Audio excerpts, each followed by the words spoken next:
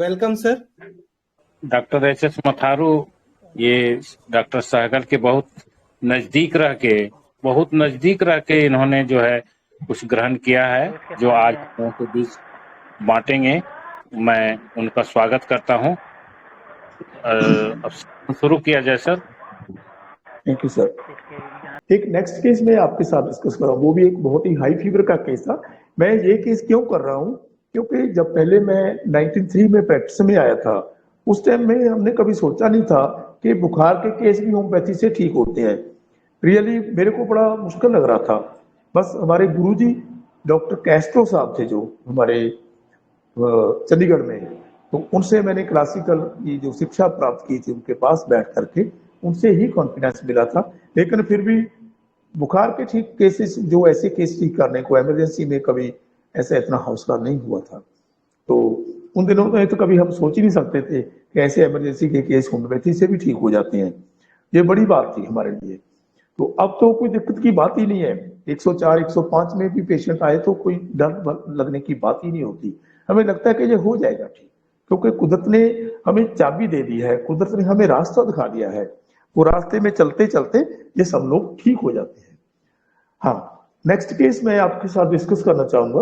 वो एक बड़ा केस मेरे पास आया, तो बहुत ज्यादा फीवर था उनको।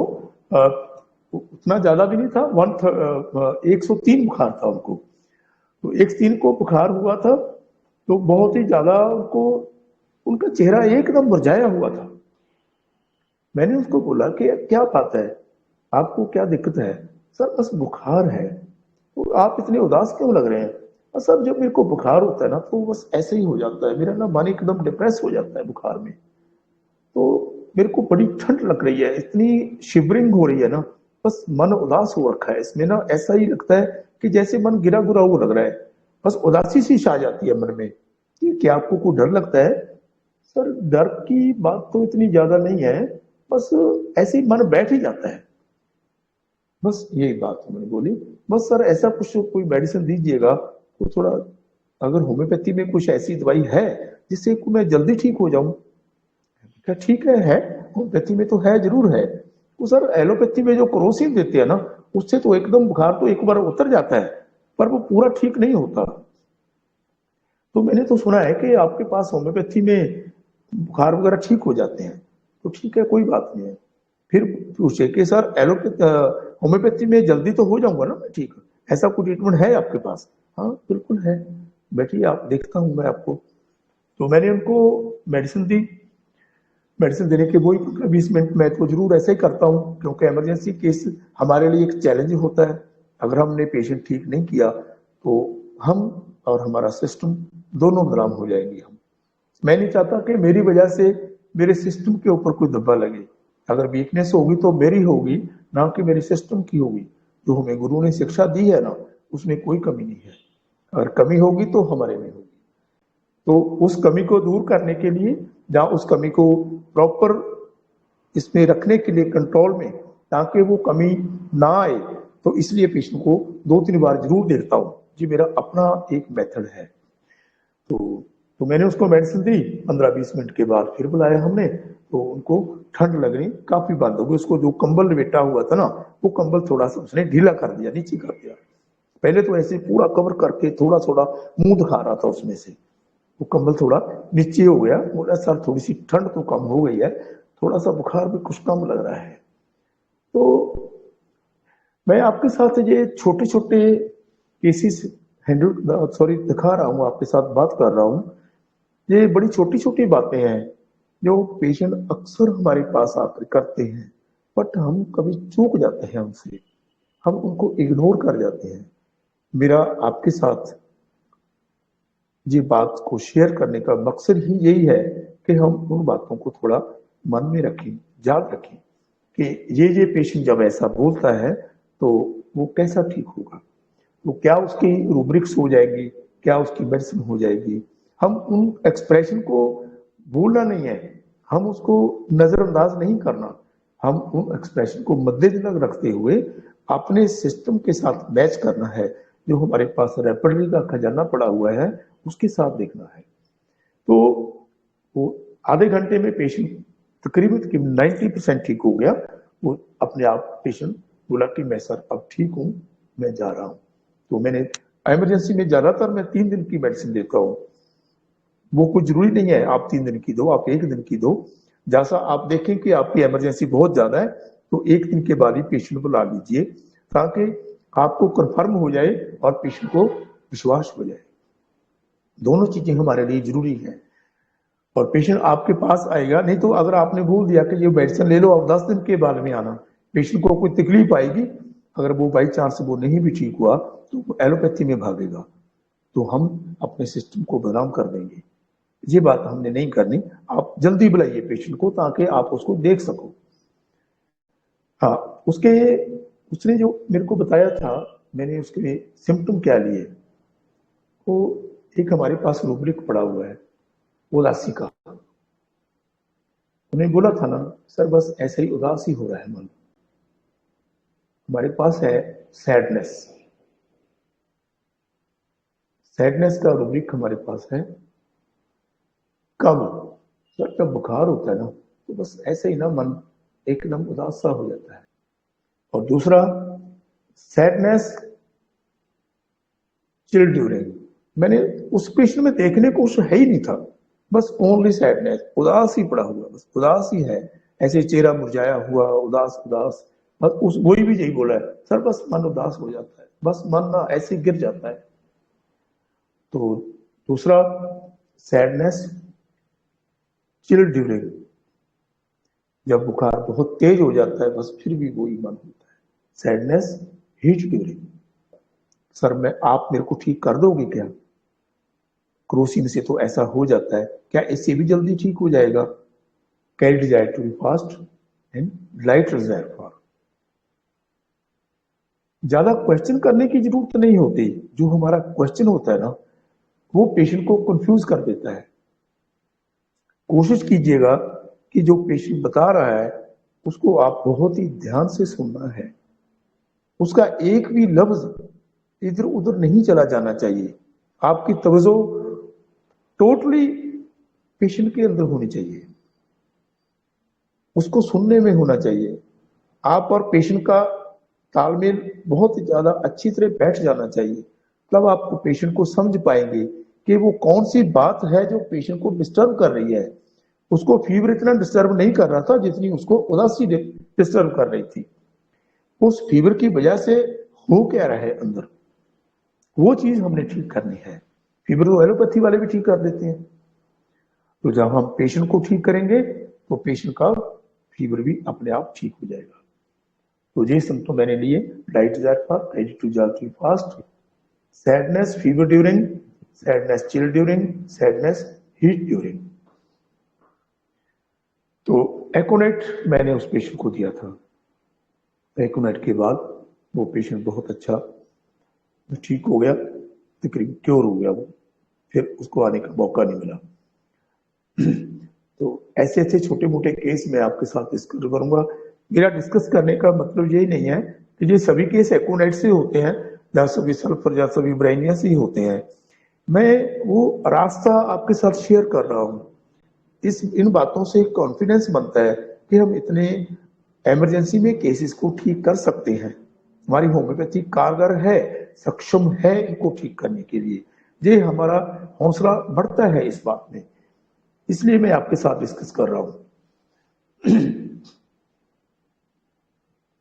एक पेशेंट बहुत बार देर पहले मैंने शायद किसी ग्रुप में ये केस डिस्कस किया होगा, मेरे को याद नहीं है, लेकिन ये बहुत ही हाई फीवर का केस था। उस लड़की का नाम था पूनम। वो उसकी भाषा थोड़ी सी मेरे को कम समझ आ रही थी, वो यूपी से थी। वो कुछ हिंदी में इतनी ज्यादा, हिंदी में तो मेरे को थोड़ी बहुत समझ आती है, मैं थोड़ी बहुत बोल भी लेता हूँ, बट वो कुछ हिंदी जैसी भाषा में बात कर रही थी। वो अपनी ही भाषा थी, वो मेरे को प्रॉपर समझ नहीं आ रही थी। बस उसकी मेरे को यही लगा कि उसने बोला मेरे पास आती, क्या कहा उसने, ये केस बड़ा अजीब लगा मेरे को, बहुत अच्छे ढंग से वो ठीक हुआ। तो मेरे को बोला सर मेरा सिर दुख रहा है, मेरा पेट दुख रहा है, मेरे इधर दर्द हो रहा है, मेरे उधर दर्द है, मेरे ये हो रहा है, मेरे ये हो रहा है, ऐसे हुआ है, इधर भी दर्द हो रहा है, इधर भी हो रहा है, इधर भी हो रहा है, ये हुआ है, ऐसे हुआ। अरे भाई आधी बातें तो मेरे को समझ में नहीं आई उसने क्या बोल दिया।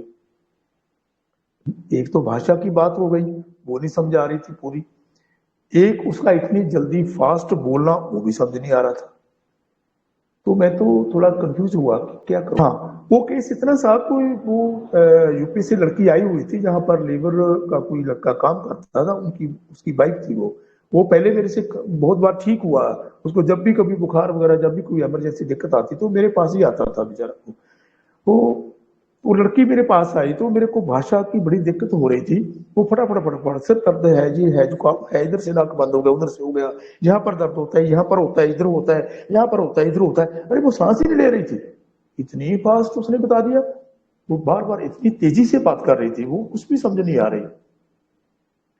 तो बस यही सिम्टम थे उसके। तो मैंने उसको मेडिसिन दी। तो महा बीबा जी ऐसा करिए, मैं आपको एक दवाई देता हूँ, आप थोड़ी देर वेट कर लीजिए, मैं देखता हूँ कि मैं आपको ठीक करने की कोशिश कर रहा हूँ। बाकी मेरे को भाषा आपकी समझ नहीं आ रही कि आप बोलती क्या है। तो मैंने उनको डोज दी, डोज दे के 10-15 मिनट के लिए बैठा दिया उनको। और बैठाने के बाद थोड़ा 15-20 मिनट के बाद में मैंने फिर चेक किया उसको।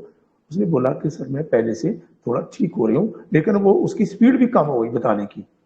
जो इतनी फास्ट, इतना फटाफट फटाफट बोल रही थी वो, जैसे कोई लेसन पढ़ के बताया जाता है। तो तो डोज डाली, डोज डालने के बाद फिर और 15 मिनट के बाद में बताया तो पेशेंट हमारा 30% तो ठीक हो ही गया था 20 मिनट के बाद।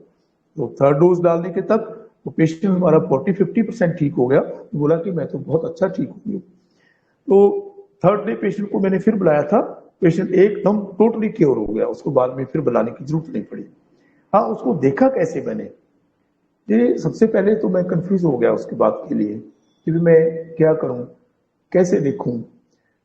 हमें हमारी ऑर्गेनोन में हमारे गुरुओं ने पढ़ाया है कि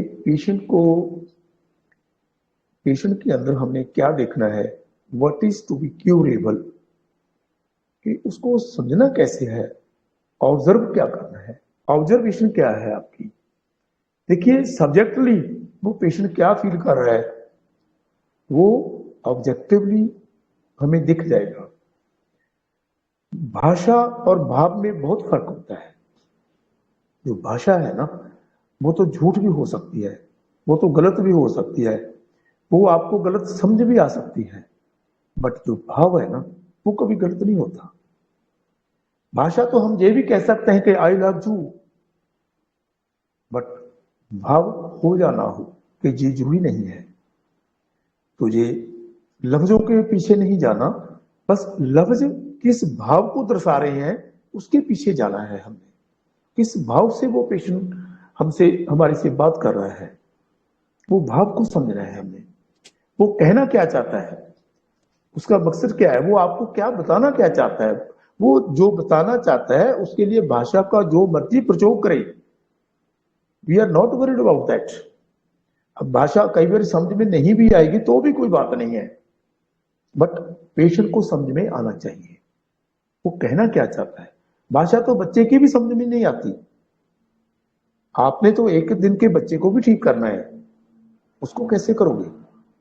वो तो भाषा भी नहीं जानता, वो तो आपका थर्मल भी नहीं बता सकेगा, वो तो आपको एग्रावेशन एम्यूलेशन भी नहीं बता सकेगा, कैसे ठीक करेंगे?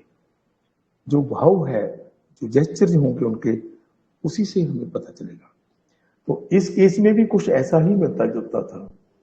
मैंने इसमें क्या देखा कि वो frequently telling about her sickness, तो अपनी लोग इतनी ज्यादा जबरदस्त बोल रही थी वो, मैंने देखा ये कहाँ डालूं मैं इसको, कैसे देखूं कि ये क्या क्या कर रही है। तो ये ऐसा नहीं है जो बात मैं आपको इतनी रेडीमेड बता रहा हूं कि मेरे को एकदम समझ में आ गई, ऐसी बात नहीं थी।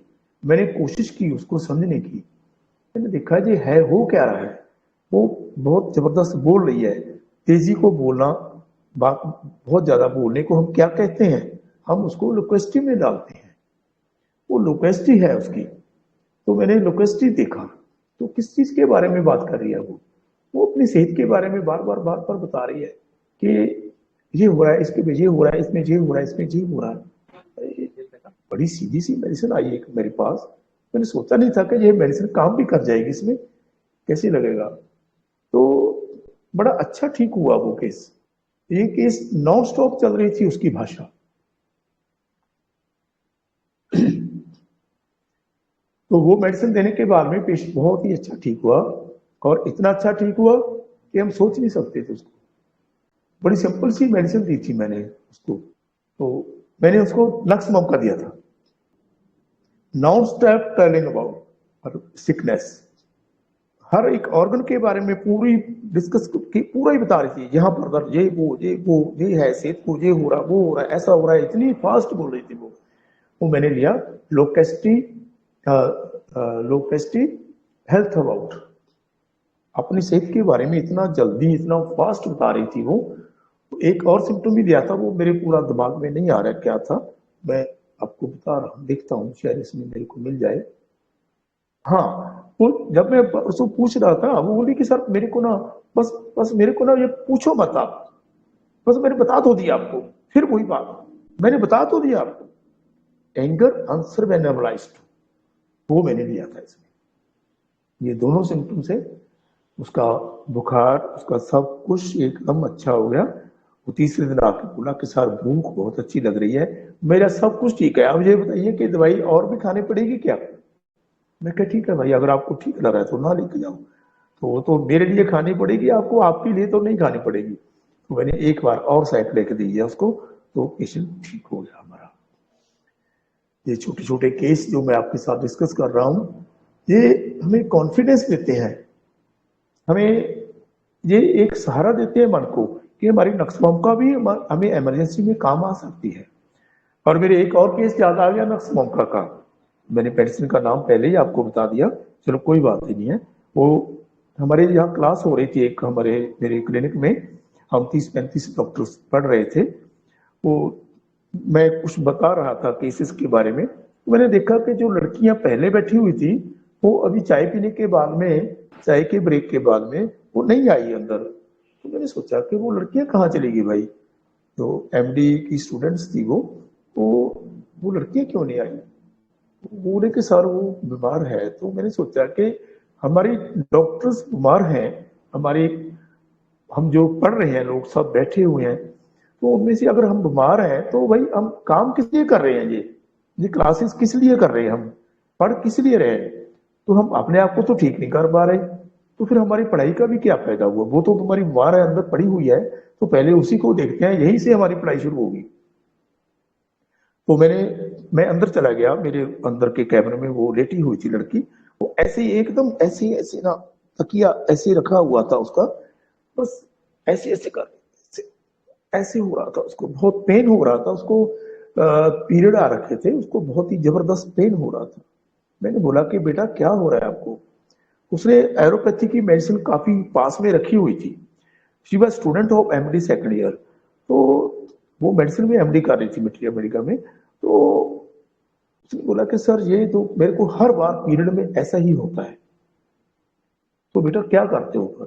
सर मैंने होम्योपैथी भी बहुत ली है, बट सर उस टाइम में तो मेरे को फिर एलोपैथी ही लेनी पड़ती है। सर इस बार तो मैंने एलोपैथी भी बहुत ले ली, मैं तो बहुत दुखी हो गई हूँ, मैं तो तंग आ गई उससे, मैं ठीक ही नहीं हो रही। मैं कहा बेटा ऐसा करिए, आप मेरे दूसरे कैबिन में, मेरे अपने कैबिन में आ जाइए। वो मेरे डायरिंग रूम में लेटी हुई थी, 4-5 लड़कियां भी उसके साथ थी। कहा आप अकेले मेरे पास आइए 1 मिनट के लिए, तो मैं जरा आपसे बात करूं। तो उस पेशेंट को जब मैंने अंदर ले जा करके मेरे कैबिन में पूछा, वो तब भी बहुत ज्यादा बेचैन हो रही थी। बेटा हो क्या रहा है आपको। सर बस ऐसा लग रहा है कुछ ना, तो आप जहर का टीका भी लगा दो ना, तो बस मर जाऊंगा अब तो मैंने उसको एक मेडिसिन, यही नक्सवॉम का पहले ही मैं बता चुका हूँ आपको, नक्सवॉम का की एक डोज दी। मैंने इसको बोला कि बेटा अगर आप ठीक हो जाए तो उधर क्लास में आ जाना, आप हम पढ़ेंगे। और मेरे को लगता है कि मैं 5 मिनट 10 मिनट आपकी वेट करूंगा, आप आ जाओगी वहां पे। तो वो सही 10 मिनट में अंदर आ गई, वो क्लास में आ गई, क्लास में आकर के बैठी, सर अब मैं इस बात को काफी ज्यादा टॉलरेट कर रही हूँ और I am feeling much better. ये केस तो वैसे ही मेरे दिमाग में याद आ गया, क्योंकि वो काफी पुराना केस है। वो नक्सममका की बात चली थी, तब मेरे दिमाग में ये बात आई। उसको मैंने इंटॉलरेंस के ऊपर जो रूब्रिक है हमारा, इंटॉलरेंस कंप्लेंट्स ऑफ एनवाई। मैं थक चुकी हूं इस पेन से, मैं तंग आ गई हूं। सुसाइडल पेन ड्यू, ये सिम्टम मैंने उसके लिए थे गुड़िया के, तो वो बच्चा एकदम ठीक हो गया था। ऐसा ही हम इमरजेंसी में घबराने की, अगर हम पीरियड का देखें कि पीरियड में पेन हो रहा है, pain menses during pain intolerable, ये वो सब कुछ, भाई मेरे को ये नहीं आता, शायद बहुत ही लंबा चक्कर हो जाता हमारे लिए, इस जंगल में से निकलना कई बार बड़ा मुश्किल हो जाता है। ये बात गलत नहीं है, क्लासिकल में हम ऐसा ही करते थे पहले सब, बट मेरे को ये लगा कि ये सिस्टम हमारा इतना इजी है कि हम डायरेक्ट उस पेशेंट के अंदर पहुंच जाते हैं इस हमारे मेथड से। तो वो पेशेंट नक्सवांका से बिल्कुल ठीक हो गया, रूब्रिक में आपको बता चुका हूँ। तो ये बड़ा अच्छा केस था नक्सवांका का। तो अब एक तो केस मैं और आपके साथ शेयर करूंगा, एक बहुत अच्छा केस मैं आपके साथ डिस्कस कर रहा हूं। बहुत समय की बात है,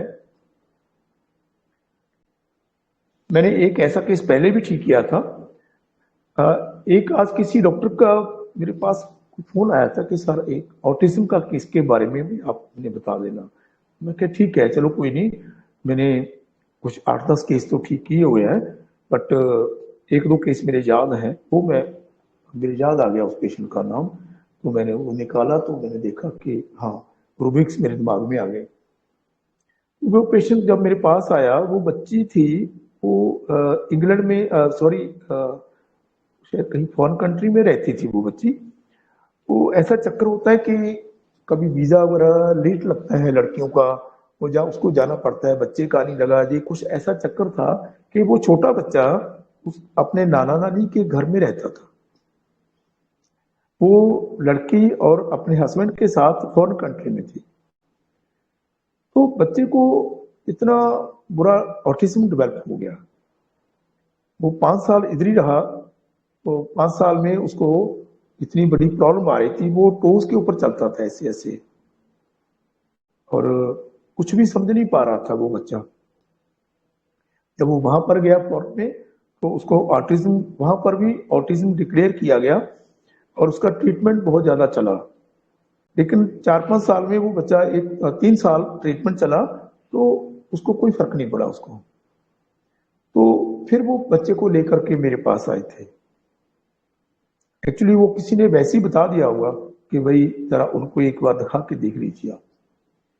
तो वो बच्चा अपनी मदर के साथ आया, उसको जब बच्चे को लेकर आ गए, साथ में कैबिन में थे, उसकी बच्ची का नाना नानी और उसकी बच्ची की माँ थी उसमें साथ। तो बच्चा ना अपनी मदर को बड़ा बुरा बोल रहा था, तू गंदी है, तू बहुत गंदी है, तूने मेरे को नाना के पास छोड़ दिया था, तूने मेरे को नाना के पास छोड़ दिया था, उन्होंने मेरे को मार दिया था, मेरे को मार डालते थे, मेरे को ऐसा करते थे। वो इतना ऐसा नहीं करते थे वास्तव में, पर लेकिन बच्चे को ये लग रहा था कि जो उसके मामा के बच्चे थे ना, उनको ये लग रहा था कि ये शायद इनको ज्यादा प्यार कर रहे हैं, मेरे को वो दुरकार रहे हैं। वो बच्चे की अपनी फीलिंग थी। ये वास्तव में जरूरी नहीं है कि सारा वातावरण ही ऐसा ही होगा। वो तो बच्चे तो बल्कि प्यार कर ही रहे थे। हो सकता है उस बच्चे को ये मन में बैठ गई बात कि भाई मेरे को तो वो अच्छा नहीं समझते थे, मेरे को दुरकारते थे, उसको अच्छा समझते थे। वो बड़ी ना अजीब सी बातें, गुस्से में वो अपनी बात करनी पसंद करता था। उसको ये लगता था कि मैं अपनी, जो मैं चाहता हूं मैं तो वो करूंगा, जो मैं चाहता हूं मैं वो करूंगा। वो कभी इधर फेंक देना किसी चीज को, कभी उधर फेंक देना किसी चीज को, कभी इधर कर देना, ऐसी चीजें वो करता था। अगर उसके हिसाब से उसको खेलने नहीं दिया जाता था, जहां उसके हिसाब से नहीं चला जाता था, तो वो पेशेंट एकदम बच्चा परेशान हो जाता था, बहुत गुस्से में हो जाता था। ये बात थी उसकी। तो और मदर को बड़ा बड़ा बुरा बोलता था कि तू गंदी है, तू बहुत गंदी है, तूने मेरे को इधर छोड़ दिया। तो ऐसी कुछ बातें थी पेशेंट की। और एक खास बात थी, उनके पास ना एक बिल्ली रखी हुई थी। वो बिल्ली, वो बोलती थी कि ये बिल्ली के साथ बहुत प्यार करता है, बस बिल्ली के साथ ही खेलता है और किसी के साथ नहीं खेलता। बिल्ली के साथ खेलता है। तो मैंने देखा कि बिल्ली के साथ खेलने की कोई मेडिसिन या कोई बिल्ली के साथ इतना प्रेम है इसको, वो क्या हो सकता है। तो वो भी निकाला मैंने, देखा, चलो उसको भी मैंने मद्देनजर रखा उस बात को, क्योंकि ये एक स्पेशल चीज है। वो बिल्ली के साथ बहुत अच्छा खेलता है। तो ऐसी कुछ बातें थी पेशेंट की। तो उसको ये लग रहा था कि ये मेरे को सब ना दबा दबा के रख रहे हैं, मेरे को अपनी मन की बात नहीं करने देते। तो थोड़ा थोड़ा बोलता था ना कि ये मेरे को ऐसा नहीं करने देते, मेरे को ऐसा नहीं करने देते। तो उसके नाना जी ने बोला कि डॉक्टर साहब, हम इसको मारते नहीं है, हम ना इसको ये कहते हैं कि भाई तुमने ये नहीं करना, तुमने वो नहीं करना, तुमने ये क्यों करते हो, तुम वो क्यों कर, ये हरकतें ही ऐसी करता है, हम इसको ऐसे ही कर बोलते हैं। ठीक है, कोई बात नहीं, आपका भी फर्ज है और आप क्या कर सकते हो। तो ये ऐसा ही केस था कुछ। उन्होंने एक बात और बताई मेरे को कि इसको जब वैक्सीनेशन लगा था उसके बाद ऐसा ये करने लगा है, वैक्सीनेशन होने के बाद। उसके बाद ये परेशान सा रहने लगा था पहले, उसके बाद ये धीरे धीरे सब बातें डेवलप हो गई हैं इसकी। तो वो भी मैंने देख लिया कि भाई अब वैक्सीनेशन को भी देख लेंगे। जो जो हमें क्लू मिलते हैं हमें वो छोड़ने नहीं चाहिए, तो उसको भी मैंने कंसिडर किया। तो मैंने उसको मेडिसिन दी, तो बोला कि भाई आप मेरे को, उन्होंने बोला कि सर हम यहाँ पर 3 महीने रह सकते हैं, 3 महीने के बाद हमें जाना जरूरी है, वीजा, सॉरी, जो हमारा वो टिकट वगैरह है वो 3 महीने तक है, हमने छुट्टी जो ली हुई है, हमारा इतनी देर तक हम रह सकते हैं यहाँ पर। तो ठीक है, कोई बात नहीं, हम ट्राई करते हैं, लेकिन ये बहुत बड़ा केस है, इसमें इतनी जल्दी इम्प्रूवमेंट नहीं आती। तो 3 महीने के बाद में मैंने उसको पेशेंट को बुलाया, सॉरी 1 महीने के बाद, 1 महीने की साइक्लिक देके पेशेंट को बोला कि भाई 1 महीने के बाद में आना, और 3 डोज मेडिसिन की देके मैंने उसको भेज दिया। तो 1 महीने के बाद मैं कहीं फंक्शन में जाना था, उनका फोन आया कि सर हम यहाँ पर आपके पास मेडिसिन लेने आ रहे हैं। तो मेरे को वहां पर वो पेशेंट मिला, उसने ये बोल दिया, माता, उनके नाना जी ने और माता जी भी थी वहां, कि sir lot of improvement is there. वो बच्चा तो अब टोज के ऊपर तो बिल्कुल ही नहीं चलता, बिल्कुल सीधा चलता देखा मैंने भागता हुआ उसको। बोले कि सर अब बात सुनने लगा है थोड़ी थोड़ी, हल्का सा इसमें फर्क आया है, और थोड़ा खाने पीने भी अच्छा लगा हुआ है, और ये हमारी बात को कुछ कुछ समझ रहा है। सबसे बड़ी बात ये है कि ये इतना इरिटेट नहीं होता। तो मैंने और साइक्लिक दी, और 3 महीने के लिए उसको मेडिसिन दे दी, फिर 2 महीने और दी मेडिसिन। तो 3 महीने के बाद जब आए तो पेशेंट में कम से कम 25% से ऊपर ज्यादा इम्प्रूवमेंट थी, 30% भी हो सकती है उनके कहने के हिसाब से। तो उसके बाद वो 6 महीने की मेडिसिन लेकर गए, मैंने वही मेडिसिन 30 पोटेंसी में, 200 में और 1 में उनके साथ दे दी, उनको नोट कर दिया कि भाई मेडिसिन पूछे बिना नहीं लेनी है आपने, बाकी जो जनरल मेडिसिन है वो लेते रहना है आपने। वो साइक्लिक था। तो 6 महीने तक पेशेंट का मेरे पास फोन आया कि सर हमारी मेडिसिन चल रही है, कि वो जो आपने हमें एक्स्ट्रा शीशियां दी है उनका क्या करना है। तो मैंने पूछा कि पेशेंट कैसे फील कर रहा है। सर पेशेंट बहुत अच्छा फील कर रहा है, अब तो वो पढ़ने भी लगा है। जो पेशेंट बाहर के डॉक्टर से देखा हुआ था वो का रिकॉर्ड भी मेरे पास काफी देर तक पड़ा रहा, तो शायद पड़ा भी होगा, मैं कह नहीं सकता।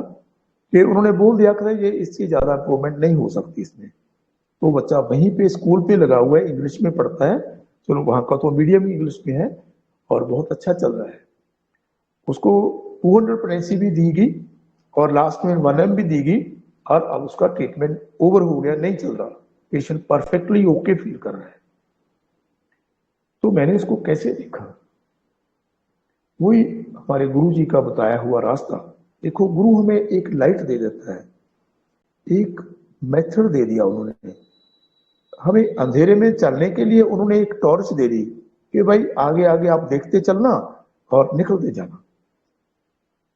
वो टॉर्च हमारे पास जो है वो है प्रेजेंट, परसिस्टेंट एंड प्रोडोमिनेंट अवस्था को देखने की। तो वही चीज मैंने वहां पर देखी। मैंने ये नहीं देखा कि इसको ऑटिज्म है, ऑटिज्म की कौन सी दवाइयां हैं, ऑटिज्म में क्या करना है, क्या क्या थेरापेटिक्स में लिखा हुआ है, वो नहीं देखा। हाँ, जब मैंने बाद में देखा तो मेडिसिन वो ऑटिज्म में भी लिखी हुई है। चलो वो बाद की बात है, मैंने उसको नहीं देखा था। तो सबसे पहले बात क्या देखी हमने, वो मदर को, तू गंदी है, तूने मेरे को वहां पर छोड़ दिया था, गंदी है, बहुत गंदी है। वो अपनी धुन में ही लगा रहता था, बस उसको मारता था, ऐसे पीटता था, गंदी गंदी गंदी। अब्यूसिव मदर टुवर्ड्स, ये सिम्टम है उसका, अब्यूसिव मदर्स टुवर्ड्स। अपनी मां को ही गंदी बोलता है क्योंकि उसने ही छोड़ा था उसको। उसको लगा कि मेरी मां ने मेरे को छोड़ दिया वहां पे। सेकंड, जो मैंने ऑब्जर्व किया, elements from domination, elements from rejected. उनको लगा कि मैं रिजेक्ट हो गया हूं, बल उसने कुछ नहीं बोला पेशेंट को, मैं सिर्फ, मेरे को लग रहा था कि ये चीजें हो रही हैं उसके साथ। वो पेरेंट से रिजेक्ट हो रहा था, उसको ये लग रहा था कि नाना जी और नानी जी अपने पोते को ज्यादा प्यार करती हैं, उसको नहीं। वो बड़ी ऐसी चीजें करता था, बड़ी वायलेंस ही करता था, कभी इधर फेंक देता था किसी को, उधर फेंक देता, कभी इधर फेंक देता था। अगर उसको रोकते थे, अगर वो अपने हिसाब से नहीं कर पाता था तो वो बहुत ज्यादा इरिटेट हो जाता था, गुस्सा आता था उसको। Anger, violent things don't go as he wishes. वो जो वायलेंस ही करनी चाहता था ना, पटक देता था दीवार में चीजों को, फिर उसको गुस्सा आता था जब उसको रोकते थे, फिर वो इरिटेट हो जाता। तो वो बिल्ली को बार बार बिल्ली को प्यार करता था। वो उसने बताया था मेरे को, मैंने देखा नहीं था वो। तो मैंने उसके बारे में भी सोच लिया कि चलो बिल्ली को भी नहीं छोड़ेंगे, हम उसको भी देख लेंगे अगर कहीं बिल्ली की इंपॉर्टेंस है हमारे लिटरेचर में। तो मैंने देखा animals love for pet her cats, her pet cats, her हो या हिज हो, वो लड़का होता या लड़की होती, बात तो एक ही है। तो बिल्ली को बार बार प्यार करता रहता था, बस बिल्ली को हाथ में रखता था, बिल्ली के साथ ही सोता, बिल्ली के साथ ही रहता, बिल्ली के साथ ही प्यार था उसका। और थर्ड बात जो उसकी माता ने बताई कि जब से इसको वैक्सीनेशन दिया था ना, सबसे पहले इसको वैक्सीनेशन की डोज लगी थी जब, उसके बाद ये बच्चा ना ऐसा ही कुछ मतलब बेचैन सा रहने लगा। इसका कुछ ऐसे ही रहने लगा कि जैसे कुछ ये बता नहीं पा रहा है, कुछ ऐसे ही गड़बड़ में लगा रहता था। इसकी स्थिति, मानसिक दशा कुछ अजीब सी लग रही थी, जैसे ऐसे चुपचाप रहना, ऐसे ऐसे सोचते से रहना, ऐसा इसका दिमाग हो गया था वैक्सीनेशन के बाद। जैसे आजकल हमारे पास बहुत पेशेंट आते हैं जिनको कोरोना की वैक्सीनेशन लगती है तो उसके बहुत ही ज्यादा हैवी साइड इफेक्ट्स के साथ पेशेंट आते हैं। ऐसा ही वो भी वैक्सीनेशन के बाद ही बीमार हुआ था बच्चा। तो और तो कोई सिम्टम मैंने नहीं लिया, मैंने इसको ऐड कर लिया, लेकिन वास्तव में मेडिसिन इसमें भी वो आ रही थी। अगर मैं ना भी लेता इस सिम्टम को, फिर भी मेडिसिन तो वही थी। तो मैंने इनको थूजा दी थी, थूजा 3200 अब उसका कोई ट्रीटमेंट नहीं चल रहा, इज परफेक्टली ओके। ये थूजा का पेशेंट था आपके साथ जो मैंने डिस्कस किया है, और बहुत ही अच्छा और बहुत ही कमाल का पेशेंट ठीक हुआ है। ऐसे काफी और पेशेंट है, कभी समय मिला तो बात करेंगे ऑटिज्म के बारे में। पर मैं ये एक बात कह रहा हूं कि इस कभी भी डिजीज के नाम से घबराना नहीं है, क्योंकि डिजीज को हमने ठीक ही नहीं करना तो घबराना क्यों है। डिजीज की तो हमारे पास मेडिसिन कोई है ही नहीं, we are not train in this type, we are train to treat the man. तो हमने तो मैन को ठीक करना है, मैन हो या वुमेन हो, हमने तो पेशेंट को ठीक करना है, ना कि उसकी बीमारी को। बीमारी तो ठीक हो ही जाएगी, जब पेशेंट ठीक हो जाएगा तो वो समय बहुत ही नजदीक है कि हमारा उसकी बीमारी भी ठीक हो जाएगी, डेफिनेटली ठीक हो जाएगी।